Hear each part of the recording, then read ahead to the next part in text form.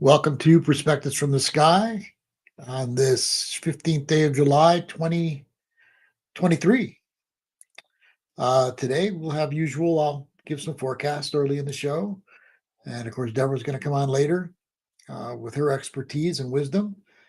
And in between us, scheduled today is for Nadi Hana. And she is someone who's going to tell us about crop circles. Looking forward to that. And that should be maybe 15 or 20 minutes into the show. So let me just talk about the astrology right now. Right now, we're in the dark of the moon. Dark of the moon because we are right before a new moon. In fact, there's a new moon in Cancer on Monday, the 17th, at 11:32 a.m. Pacific and at 2:32 a.m. Eastern. That's this Monday, and it'll be at 24 degrees of Cancer. And you know what? When it's a dark moon, it's like, sometimes people get really down at a dark moon, or they feel kind of empty at a dark moon, because it really is a dark moon. I mean, the moon is right now where you won't be able to see it. Maybe a little sliver, but tomorrow you won't see it at all. Monday you won't see it at all with the new moon. Then you'll see it like Tuesday. There should be a sliver that night um, of light coming from the moon. And that's really when a new moon starts. A new moon starts when you start seeing the light. I mean, you can feel the energetic shift on the new moon itself, but you don't really get to move forward very much until you actually see the light the day after, usually. And what's good during this dark moon time? Meditation is really good during the dark moon time. Going deep inside, meditating into the emptiness, meditating into the place of source. That's a good thing to do. And that's also a good thing to do if that's what you feel moved to do. Intentions, positive visualizations, prayers. These are good things to do at the dark of the moon as we get ready for things moving forward.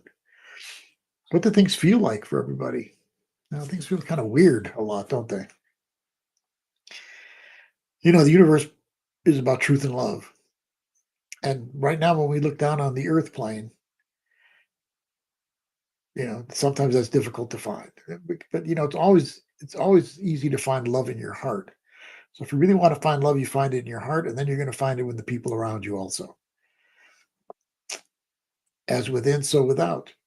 What you feel on the inside, what's going on with you on the inside on the deepest of levels, has to do with what's going to go on the outside. If you're feeling out of fear, then usually what happens on the outside has a great effect on what's going to happen on your inside.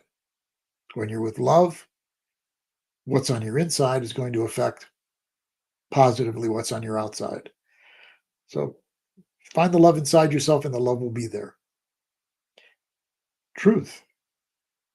My God. Truth, if you're looking outside, is really difficult to handle. One of the things that's happening as we are changing consciousness and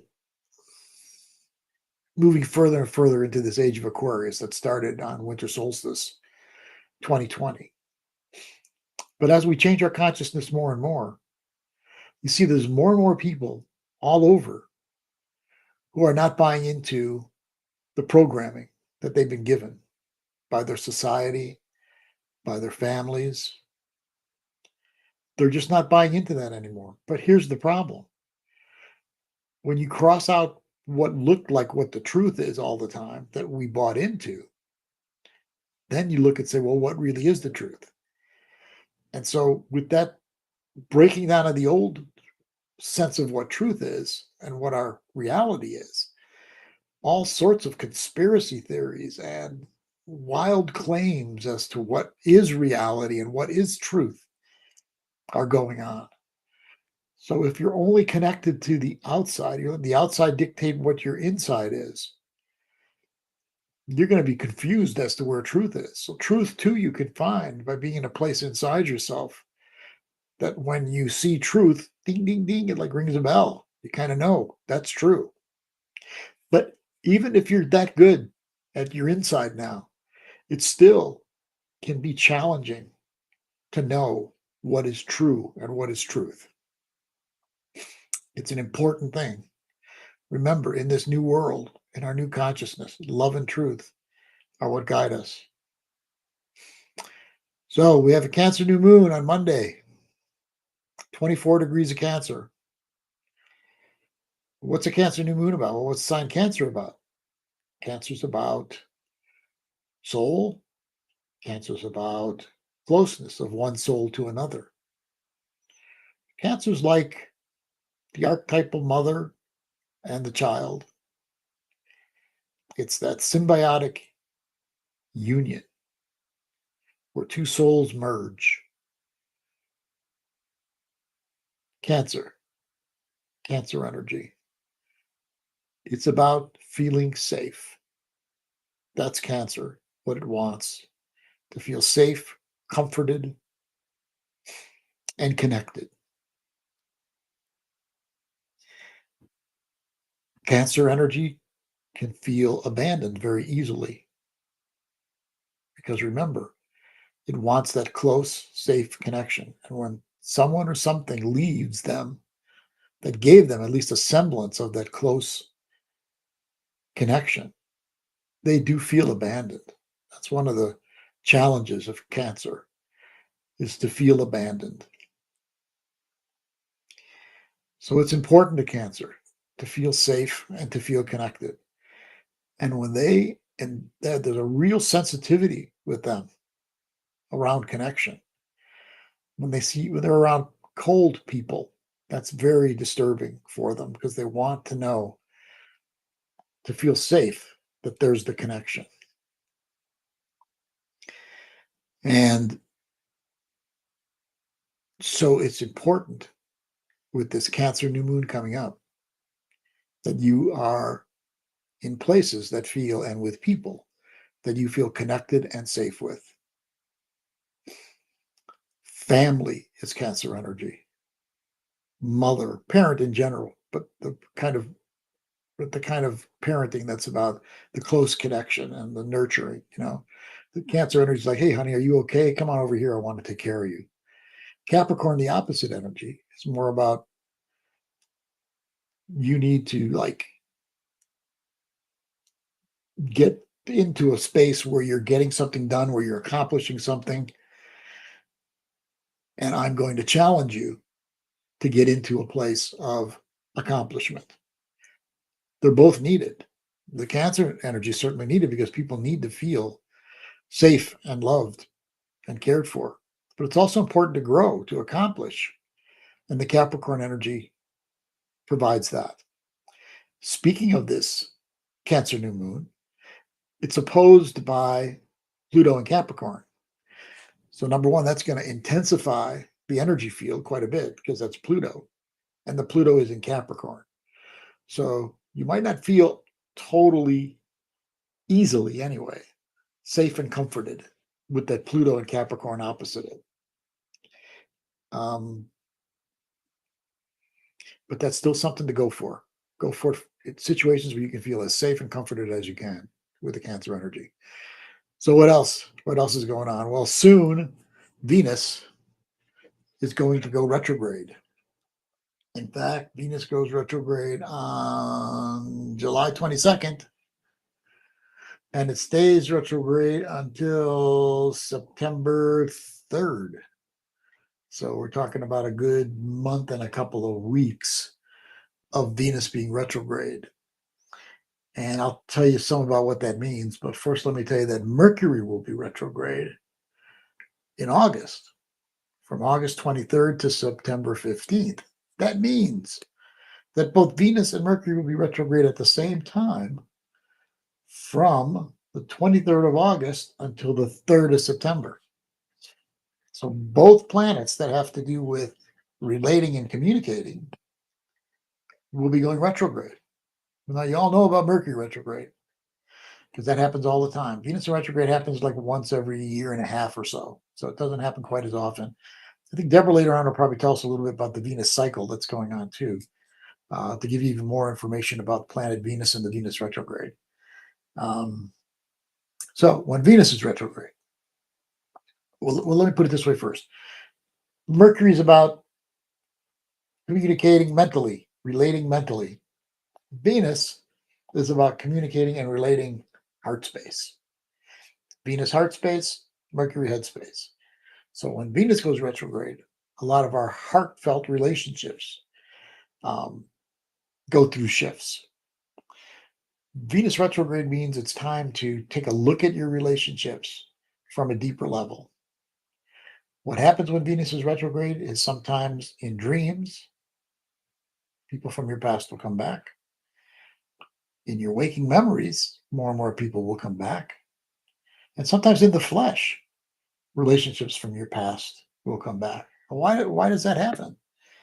Well, it appears to me after watching this for many years that one of the reasons it happens, one of the biggest reasons it happens, is so we can improve our relationship patterns.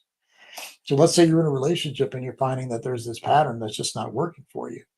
You get defensive, the person you're with is getting defensive.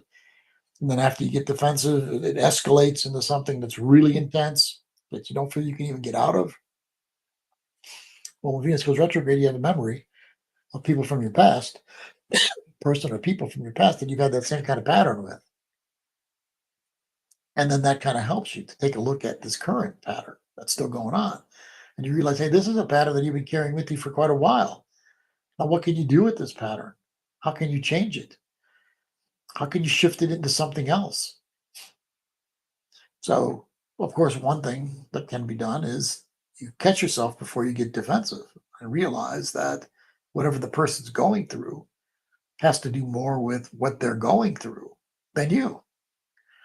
And so you put your focus not on yourself in defense, but you put your focus on what the other person might be going through that gets them to be the way that they're being with you.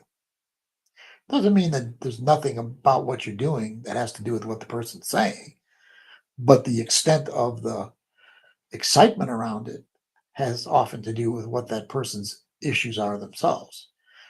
So then once you can calm down and not react so much, then you can kind of work out what the relationship issue is between the two of you and create a better, healthier relationship. So that's a lot with Venus retrograde. Mercury retrograde, we all know that some of our equipment, technology has problems, things like that, but that's just because that's communication equipment. So what happens mentally is, and again, with all retrogrades, there's like a rewind that happens, go back to the past. Mercury retrograde does the same thing. We rewind into past.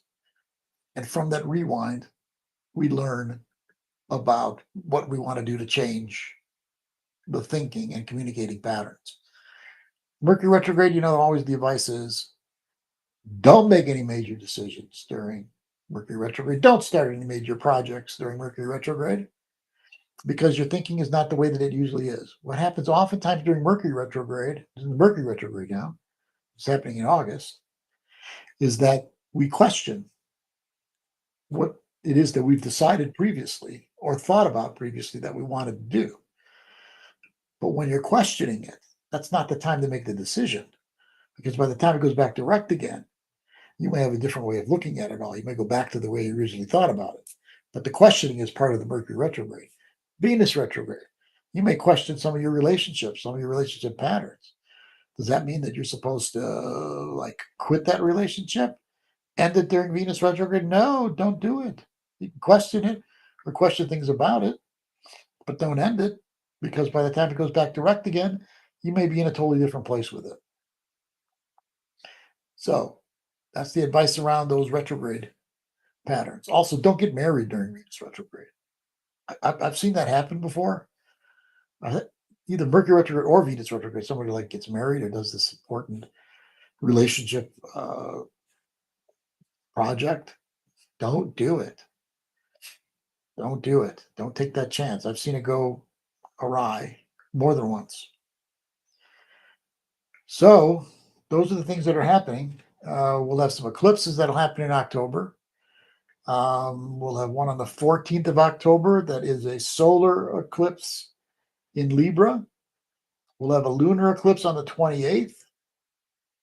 The first one will be at 21 degrees of Libra. That's the solar eclipse. The lunar eclipse will be at 5 degrees of Taurus and Scorpio. Remember, all solar eclipses are new moons. All lunar eclipses are full moons. The big events are going to happen next year. The biggest events. There's going to be on April 8th a total solar eclipse in Aries that's going to travel across the United States. That's its path, is across the United States. The last time we had a total solar eclipse that traveled across the United States was in 2017, August of 2017. And that was the first year of Donald Trump's presidency.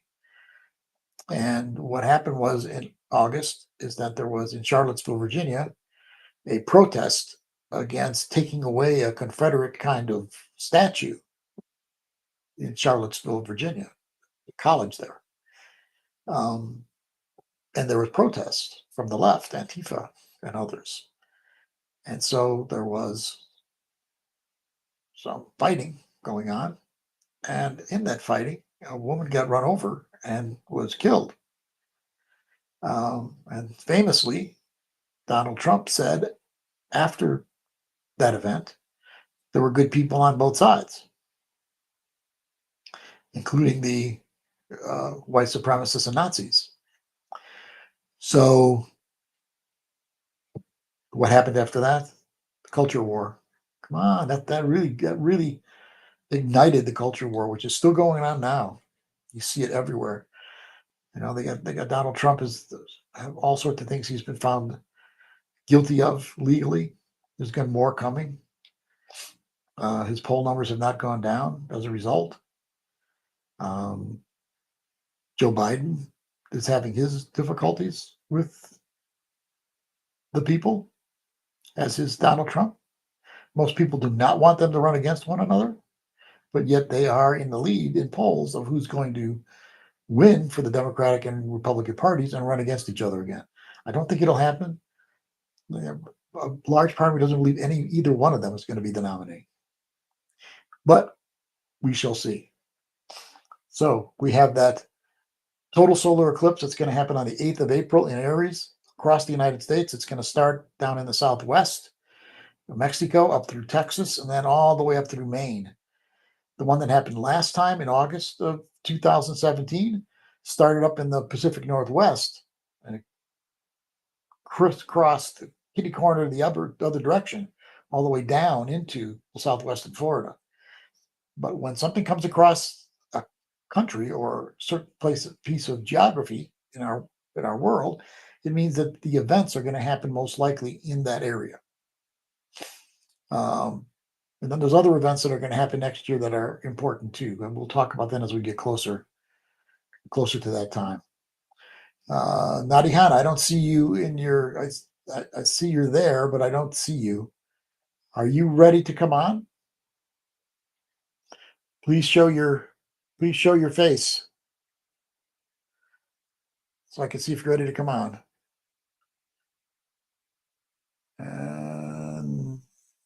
Yes, okay, so I just brought you on. So you got to be in front of your camera in order to come on.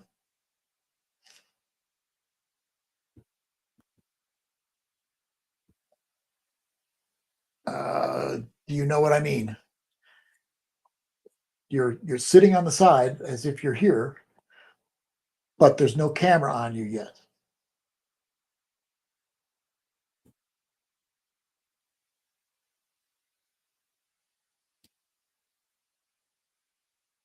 I see what I can do here. Maybe just hear your voice. Say something again, Nadi. I do not hear you yet either. I cannot see or hear you.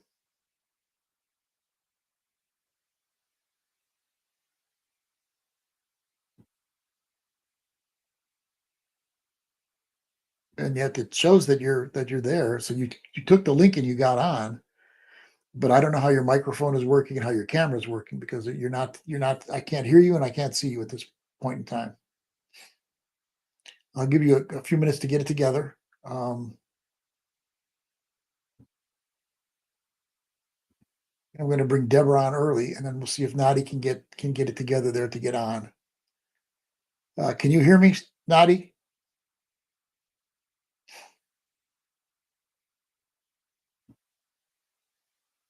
Okay, so you keep working on that. I'm gonna bring Deborah on to do talking, and we'll attempt to bring you on a little bit later in the show, as soon as you get it all figured out with your microphone and with your camera. Deborah, you ready to come on? Can you come on now?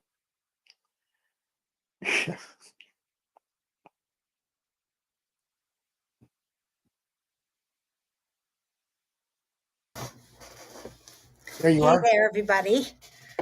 Hi, Deb. Hey. Hi, everyone. So I'm just going to piggyback a little on some of the things Leo already started talking about. Can you hear me okay?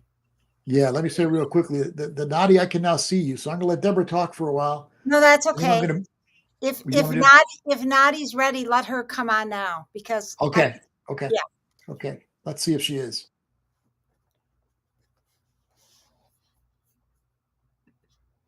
Hold on.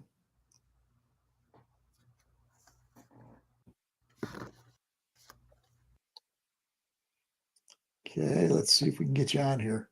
There you are. Yeah, Hi. can you hear me though? Oh, I can hear you too. Good. Okay, great. Wonderful. Yeah, Good work.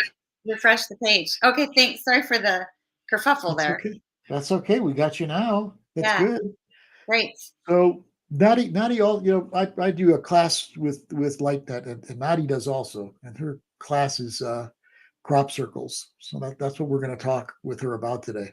Yay. Nadi, tell us when you first started getting involved with crop circles. Yeah, I had my first, activation, you could say exposure, new relationship with crop circles in 2010. So it's been quite a while. But then I completely forgot about that incident and kind of reactivated in 2017. And so it's been, about 7 years. As soon as that activation happened, I just wanted to be with them. I started creating art with them. I started, speaking and teaching about them. And they are really profound tools of expansion, consciousness expansion.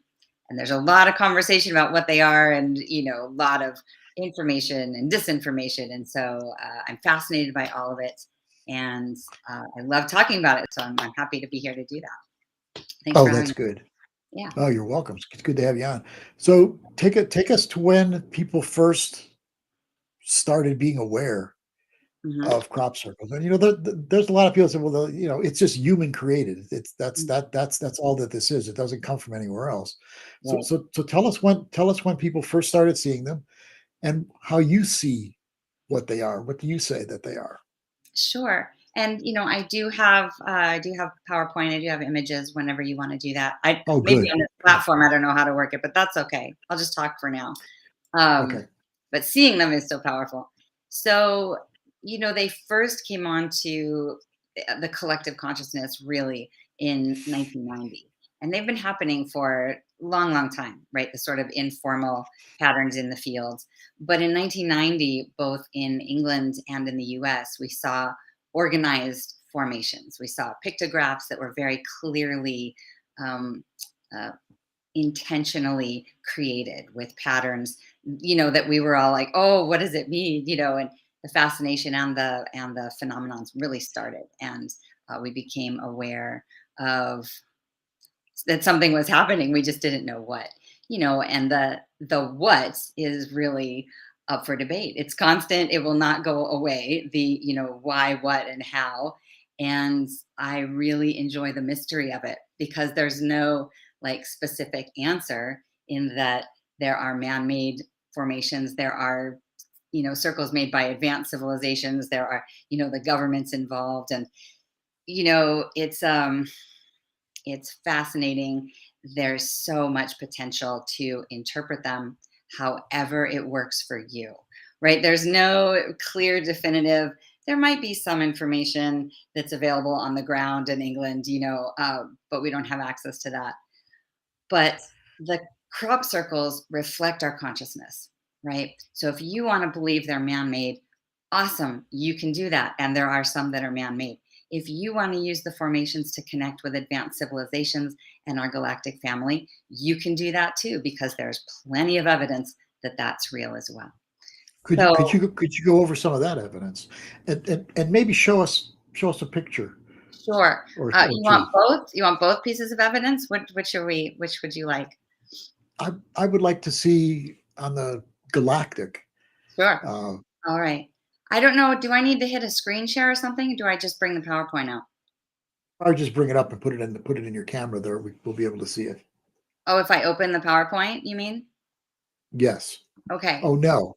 No. Is there a way to bring it up to the camera? Oh. What you've got on your, yeah. I mean, I have them everywhere. You know what I can do is I can walk you over to my montage. I do have some that are posted. Because once you start working with the formations, there's multiple levels that are happening. And so we like to, here you go. We like to surround ourselves with them. So I have them on my wall. This will work. I can't really hold the computer here. I wasn't ready to do that. I know what I can do. Okay, sorry for that. Let me do one thing. I can talk while I do this. So I basically have them everywhere because I like to share them and help people with activations. And I am finding something. I have to put the camera down. Sorry for all this. I thought I could do power. That's okay. That's okay. Okay, there we go. This full view of my world. All right. So I actually have them printed up because I used to do metaphysical fairs, and I would, print them up and share them with people, and then people could walk away with the formations, because really it's just looking at them. And that's one of the pieces that make us hit advanced, right? In that this is non-local technology that all you have to do is look at it, and the nature of the things that are encoded in the formations, the genuine ones are, they're palpably transformational, right? This formation happened in 1996. They call this a Julia set. And it happened in broad daylight, right across from Stonehenge. And this was right when the formation was, the phenomenon was getting going. So people were really looking at, they were ready for the crop circles to happen. So when it happened in this field, this road going nearby turned into like a parking lot. So lots of witnesses saw this fog kind of descend from the sky and was in the field for about 45 minutes. And then this one happened right across from Stonehenge midday. So, and there's a woman named Patricia Corey who sat in that circle and started channeling the Syrian consciousness, right? So there's just anecdotal evidence for decades now, as well as empirical data. Right. So you say Syrian consciousness. You're talking about not Syria, but Sirius. Sirius, our closest neighbors, right? Part of our significant origins. Yes. So this is one of my favorites. So the other thing is that there's anecdotal stories, but there's also a lot of biophysical anomalies, meaning changes in the fields, changes in the crystalline structure of the soil, differences in how the formations are made, namely the impact on the crop, whether it's, tamped down with boards and the field is broken, versus when a technology is involved, the field, the crop folds and bends but doesn't die. All sorts of really cool information where sonic frequencies are left in the formations, and we walk in, and Wow. it's kind of like going into a theta state with the energetics that are left in the formation, Mm. and it Yeah, basically, where was that one found? That what oh, you just I don't showed? know. Oh, I that's okay. don't actually keep them by the fields. I keep them in their That's sort of okay. multidimensionality. Um, Yeah. so I mean, these are extraordinary. People don't really know, they think it's just crop circles, or the disinformation campaign has been successful and that they just write them off as hoaxes. But, you know, sonic frequencies left in the fields where the hemispheres of our brain become altered, they become aligned, and then we're more open to higher states of consciousness, to um, contact, various degrees. Wow. Yeah, this one I can Wow. tell you has this is 409 circles. This is called the Catherine's Wheel. I believe this happened. It happened early on, but I never get the year right. Um, each circle, each one, the lay of the crop, so the flattened crop, rotates opposite the circle next to it. Right. So there's this movement to this formation, and they're very alive. They're not, Wow, I two-dimensional. could really feel that one. Yeah, I mean, these are all really Yeah. powerful, and the classes that I teach are there's thousands of crop circles at this time. So we work with the formations, and just like you said, some of them are more powerful than others for people, and some of them, based on the circle makers, maybe you resonate more with one particular Yeah. civilization, Pleiadians, Yes. Sirians, Andromedans, and so different circles will be powerful for you, for other people. And these are my sort of top 12. I put these in a notebook to share with people so that they could see, crop circles aren't necessarily circles. There's a lot going on in the fields, right? Where do you have a sense that one's from? Oh, I don't know.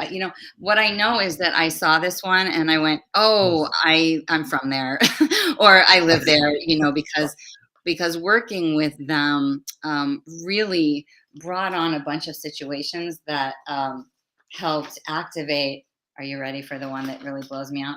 Helped activate Yes. my multidimensionality, meaning I realized the truth for me, that is, I exist simultaneously in many places. There are multiple aspects of me doing work Yeah. in multiple star systems. So I like that. Yeah. these activated my conscious awareness of that. So then there's this one. So, man-made, or they're able to access some complexity, but let me put it this way, straight up and down. The degree of, I marvel at the beauty. The Yeah. geometry is a big tip off, because a lot of times there'll be geometric patterns that are precise, right? That would be pretty hard. And this was found on the land. Yeah, On the land this was found. these are in crops. These are all made. God, that's amazing. How could anybody believe that a human did that on the land? I don't see how anyone can believe that. Right. These are plasma technologies. These are advanced. And so you had a disinformation campaign, because there's really important information encoded in these things, right? There's photonic light that, can interface with our DNA and help our multidimensionality and help us wake up, Mm. right? I really believe that these are here to activate our consciousness, to, individually and collectively, right? So this is a fractalizing formation, right? The detail, as you were saying, is just mind blowing, and Totally. certainly there are man-made ones and sometimes sophisticated ones, but they needed to cover up the information. They, as in any powerful um, communication from off planet intelligence, there's a cover up, because that stuff could really help humanity and our expansion, and certain agendas. Oh, this is one of my Well, I favorite. mean, each one of these I can feel in my body and soul, Yeah. and differently each one I can feel in my body Yep. and my soul. Yeah, you're Do you- feeling it, because they're working on Oh all wow, different. look at that! Yeah. Oh, Yeah, I yeah. wanna recommend if anybody has or hasn't seen the movie Thrive with Foster Gamble, um, he does a piece, especially with this crop circle, he's animated them so that you can see the 3D nature of them. Sorry for the Mm. repetition. Um, What's that name? Give me those names again. Foster Gamble, Okay. he does the movie, he made the movie Thrive. He also made, Thrive 2, so the crop circle piece is in the original Thrive, which was from 2010, and so I mean, I think these are just infinitely fascinating. One of the elements that sort of lends credence to advanced civilizations making them as well is you can see here the lay of the crop, right? As soon as we sort of started coming up with Mm. the story of who was making them, the lay of the crop got incredibly complex to like weaves and baskets and multiple layers of crops overlaying each other, as if to say, okay, go ahead and top that. So, Nadi, what makes you think, like you said, one of them was from Sirius, and you have a sense of where some of the other ones are connected to? Tell me how you ended up knowing that. yeah, I wish I knew which ones were from where. I know there are people that do that. I'm hoping when I go to England to meet some of those people because that's information that's hard to find. Um, the reason I say serious for that Julia set is Yes. because Patricia Corey, a really cool lady, she wrote. Oh man, Syrian Revelations. I could grab the book, but she talks about how she went in that specific formation and started channeling Syrian consciousness. She started channeling messages from, Mm. galactic origins, and you can go into all sorts of conversation as well about crediting or discrediting channels. But her prophetic writings are really fascinating. They haven't been wrong yet, and they're from this advanced civilization, basically saying we're in trouble and we need some help. It would be great if we would allow our galactic family to help us with new technologies to save our environment, to save humanity, to save all sentient life. There's ways to repair the damage that we've done, and that information really exists from civilizations that have survived similar phases in their evolution. So really looking into these is here to these formations, I believe, are here to promote human I mean, you could say uh, survival at this point. These are Yeah. folks from galactic consciousness that interface with the planetary consciousness. There's part of what makes it advanced is there's an incredible orchestration of human collective consciousness, the individuals who go into genuine crop circles, their consciousness, the alignment with the planet. Some of them, channeled information talks about how some of them are here to open certain portals that allow star kids to come in. They create a certain consciousness Wow. for the new beings to come in. They create a certain consciousness for repair. It's infinitely fascinating to me about like the overall purpose and the gift and the offering that they are, and that potency. It wants to, like, there are agents and motivations that want to keep that information from us because so many things that could help humanity expand have been kept. There's an awful big construction in this world that wants to keep things as they are for their own privilege to continue. But we're moving into new consciousness. I mean, the Aquarian age has already started, but Yeah. back in winter solstice of 2020. So we're moving into new consciousness all the time. And the people that want to hold it back and keep it from us, they don't have a chance. They don't have a chance. Just Mhm. temporarily, maybe, but not overall. The Mhm. consciousness is going to open up because it's more powerful than anybody's controls are. Yeah. Yeah. So So that's hopeful, right? Yeah. yeah, well, that's how I feel about it. I really do. It's part of a they're collective, they're accessible, right? And they can try to debunk them, but we can still get it. We can still get the information. Exactly. Yes. Exactly. And that's by not allowing ourselves to be controlled by authority figures outside ourselves, but instead to go inside ourselves and find our answers from within instead of authority figures telling us what our reality is.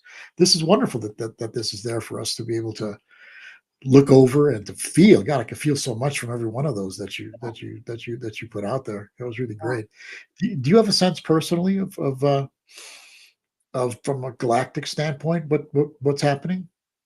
Um, Do you have an opinion, a sense can yourself? you narrow that down? I mean, in addition to them being here to help us, like, how do you mean? Can you just say a little more?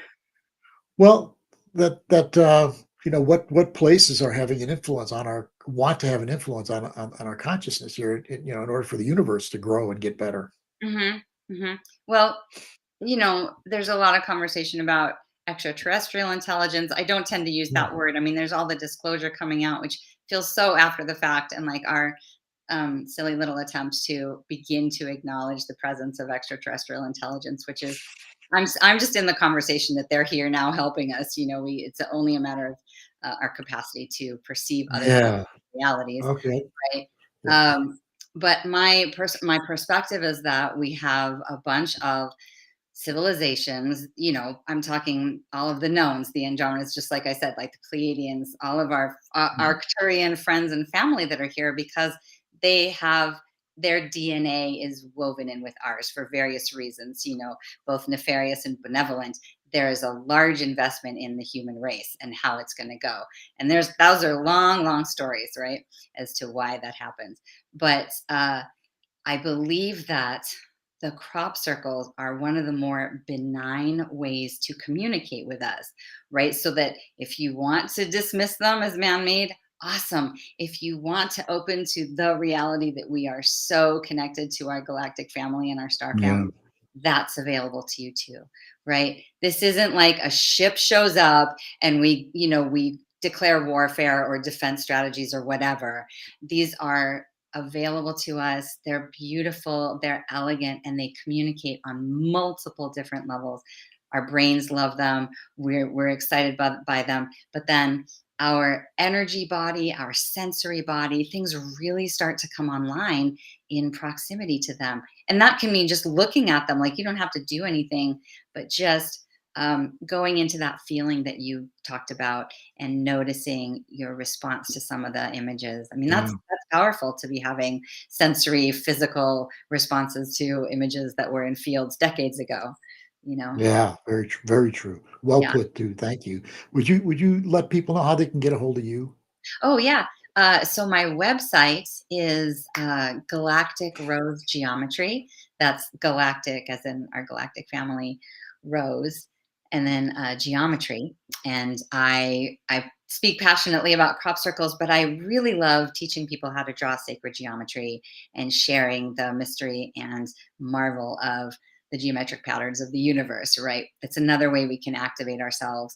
I'm really just dedicated to all of the different modalities and entry points of accessing our consciousness, like expansion. So that means talking about whales and dolphins and near death experiences and arcturians, all the different civilizations. So that's on my website, and I host series of classes. Right now I'm in an 8-week course. I'm in the middle of teaching an 8-week course on crop circles, Yes. and it's fabulously fun.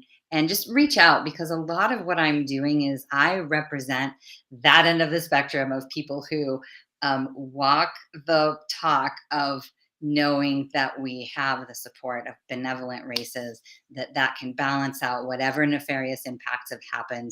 Just like you said, there's hope, sort of, we can't be stopped. And Thank you. I falter on that belief too sometimes, but I re-up my passion by connecting with different civilizations, through the crop circles, through other means. And so I'd love it if you reach out. I love to validate people who feel, like they've been told they're crazy for these things. And there was one other thing I was going to say, but I don't remember it. I really appreciate Well, you giving me the chance to come on and talk about this stuff. It's of fascinating. course, like to have you back again. We are going to come back again in September on a whole different subject. Yeah. Yeah. I think we're just going to talk about the solar flare, right? And our another impact of how the larger cosmos has an influence on humanity and our consciousness. Right? That's the stuff that fascinates me. I'll be coming on with Viola Rose to do that. Yes, that'd be nice having you back on in September. But thank you very much for today. It really helps people to really open up their hearts and open up their minds to so much more than what they're fed every day. Yeah, Thank I you know so much, they're Nadi. so fed. And I just want to say thank you for the astrological update. I'm gonna keep an eye out on the next 2 months. I'm not gonna move too strongly. And yeah, that eclipse next year, I'm already putting my seatbelt on for it. Yeah, that's going to be powerful. Yeah. Take care of yourself. We'll see you soon Thank again. you. All right. Bye-bye. Bye, Nadi. And Deborah, are you ready to come on now? You are? Okay. Deborah, the floor is yours. Okay. Hey, everybody, again. I just wanted to thank you, Leo, for everything you shared, and also thank you, Nadi, for what you shared. And one of the things that came to me, I just wanted to share with everybody, and it's connected with what you were sharing, Nadi, is it feels like to me that the crop circles are like codes that are coming in. And even if no one believes them or they do, that they're actually bringing a frequency, a code to the earth that is actually going to help humanity just in the coding and the frequency. So that was something that just came to me because it seems like right now on the earth, these different codes are activating within us too, through the crop circles, through transmissions, and we're getting more and more connected. So I just wanted to say that. I enjoyed hearing what you had to say. About the crop circles. And Leo and I are friends with Freddie Silva, who used to come and speak at our spiritual center we had in Maine for years. So he used to come on a regular basis because he lives there where we had our center. So it was really nice to get to know him a little bit when we were there. So anyway, so what I'm going to talk about is just piggyback a little on what Leo started to talk about in terms of this being the dark moon, and moving into the new moon of Cancer. And also, this is a really potent week, I feel, with the beginning of the new lunar cycle in Cancer. And also on Thursday, the 20th, we have the 8th gate in the cycle of Venus, which I'm going to talk about in a second. And then Saturday, besides Venus going retrograde in the cycle of Venus, it's very significant, but it's also Magdalene Feast Day. So that's what I'm going to talk about today in the time I have. So what's really interesting is today at this time, right after the moon moved into Cancer this morning, two of my clients reached out to me with major things going on with them with their mothers. And one was writing a letter to her mother to try to bring some healing. The other one was going through all kinds of re-trauma, PTSD coming up.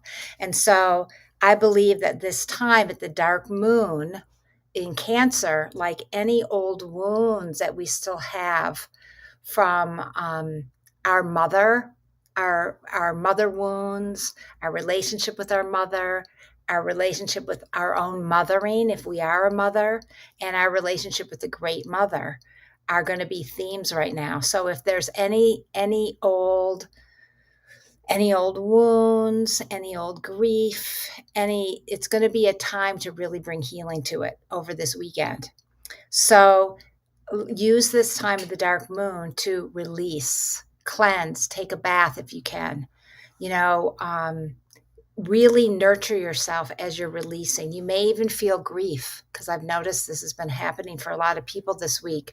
Grief emerging from the past, and sadness you might feel in your soul coming up. And just let yourself be still and quiet and release. You can release it to the universe to be transmuted. You can bring in the violet flame, which is a flame of transmutation, which will help transmute the old energies into love.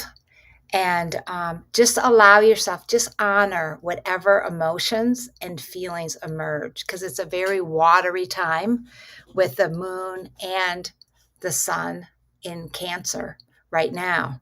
So just let it flow, let the energies flow, flow with your intuition, listen to your dreams, listen to your psychic impressions, and just allow that cleansing to happen over this weekend before the new moon. And then on the new moon on Monday, it's also the birthday of Isis, and it's and I know that Leo's already talked a lot about the new moon, but I just wanted to add that it's also an amazing time to make sacred medicines at the new moon. Like I'm going to make some oils, herbal oils with flowers, any kind of medicines. The new moon is a really awesome time because it's the beginning of that new lunar cycle. It's a potent time. So we're going to begin this whole lunar cycle on Monday that's going to be very much connected to the mother and mothering ourselves, nurturing ourselves, learning to love ourselves more deeply, being kind and compassionate to ourselves, and then also to others. So, as most of us know, our relationship with ourself, how we relate with ourselves, our own inner world, our own soul, is a foundation of how we relate and communicate with others. So, this is a great time to really nurture that foundation of self-love within yourself, and just to call to the great mother to really be with you right now, the great mother of all that is, a divine mother, holy mother, whatever you might call her, the cosmic mother, Mother Earth, just calling to that mother archetype, as Leo was talking about, to bring in that nurturing. So this whole cycle is a beautiful time for this. And to really look at, the ways you nurture or don't nurture yourself, and the ways that you want to bring that into your life more. And there's many goddesses that embody the energies of the great mother. There's, the Holy Mother Sophia. There's Isis, who is a great mother of Egypt.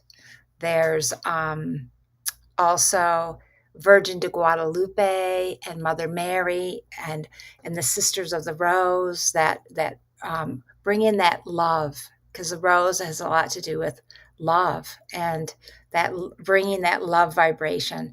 Yamaya is another goddess of the waters, she's very much connected to this new moon cycle. Yamaya, who brings forth the child from the waters, and just that deep connection with the waters of the earth.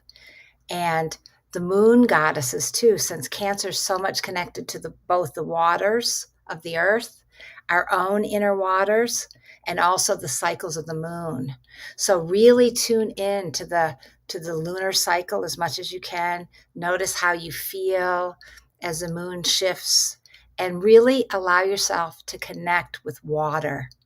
Bless water before you drink it. Spend time near water as much as you can, but really honoring this sacred element during this lunar cycle and the cleansing that it brings.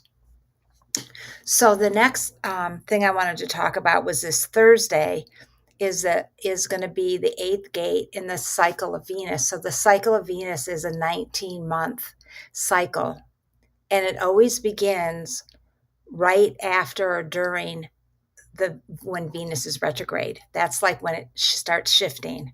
So right now, as you know, Venus is getting ready to go retrograde on Saturday, but right before that, on Thursday, the moon and Venus will join together in Leo. And actually starting now and tomorrow, starting the beginning of the week, like Monday or Tuesday, look into the evening sky, the western sky after sunset, and you'll see Venus and the moon getting closer and closer together. And then on Thursday morning at 7:08 a.m. Pacific time is when they're going to actually be joined together. We won't be able to see that in America anyway, in the US. But so the couple days before and a couple days after, you'll be able to see them close. And this is whenever they come together, this forms like what it is a gateway. It brings us into a new energy. And the 8th chakra, as many of you may know, is our soul star chakra, which is 6 to 12 inches above our head. And it's an entryway up for our soul and our higher consciousness to come in. So this is a time to really, open yourself to receive the codes of light and love that are flowing forth at this sacred gateway on Thursday to bring in, a deeper connection with source and your own soul, and just, meditating, being in nature as much as you can, really connecting with the sacred waters of the earth. This will be in Leo, however, the moon and Venus in Leo. So also really tend to your heart at this time when the moon and Venus come together in Leo at this gateway. So how can you bring more love to yourself? So that's a theme this week. How can you bring more love and nurturing to yourself and others, and deepen your self-love? And then on Saturday, as Leo was talking about, Venus will go retrograde, and she'll begin her metamorphosis into the next cycle, the next 19-month cycle. So we still have time before that next cycle starts in September. And that's going to be oversold by the Leo energy, which has a lot to do with the lioness, has a lot to do with sovereignty. So we're going to be slowly moving into that energy as we end this cycle of Venus. So look into the evening sky as much as you can to really appreciate Venus there, because she won't be there that much longer. And then she'll be rising in the morning sky in September. And then we'll be able to see her ascend through the gateways. And this Saturday is the celebration, the feast day of Mary Magdalene. And I'm sure many of you that are listening probably feel connected to her. And the Magdalene is actually a consciousness. And many believe that Magdalene brought in this consciousness. She was an apostle of the apostles. She was the twin flame of Yeshua. And she brought in the book of love, the path of love. She was equal to Yeshua. She was a master, a spiritual teacher, and she's come to help empower the divine feminine and help in the return of the divine feminine. And this is also part of the rose lineage, and there's many beings in the rose lineage, the brotherhood and sisterhood of the rose. But this is a time to really honor that energy of Magdalene. And many of us are actually carrying those codes and that energy of the Magdalene. We're the Magdalenes returned, because it is known that Magdalene was going to return, but through many of us. So many of us are carriers of the codes of the Magdalene, the rose codes of the Magdalene. So allow yourself to really tune into your heart, feel the rose energy within your heart, blooming, blossoming, coming into alignment with all your chakras. You can even feel roses in each of your chakras, and just really honor Magdalene. There's so many gatherings happening over this week and next weekend to really honor her energy. And Magdalene comes from the word Magda, which is tower. So really the Magdalenes are beings that are towers of strength. And we're returning now to be those towers of strength, those beacons of love and light as we enter the new golden age. And as the old earth is dismantling and the new earth is birthing, the Magdalenes are returning, and those of the rose lineage and many other beings of high consciousness to help bring us into this new age. So I just want to leave us all with that. So just really start tuning into Magdalene and the path of love, the path of the rose during this week, and just really bring your awareness into alignment with that. And if anyone wants to reach me, you can reach me at Elilia, Elia, at Gaia Sophia, templeoftheheart.com. And you can also visit my website, Gaia Sophia, templeoftheheart.com. And just let yourself be open, meditate as much as you can this week, because it's a beautiful divine feminine week for sure. With all this going Thank on. you, Deb. We will be back in 2 weeks. What is it? What'll that be? The 29th of July. Also, if you want to get a hold of me, www.leoknightontallarico.com. I'll be happy to share with you anything you need to learn about my work. If you write to Soulus, SOULUS at AOL.com. And it was great being with everybody. Thank you, Nadi, Hana, for being on with us. And we'll see you all in a couple of weeks. Much love. Take care, everybody. Bye, everyone. Much love.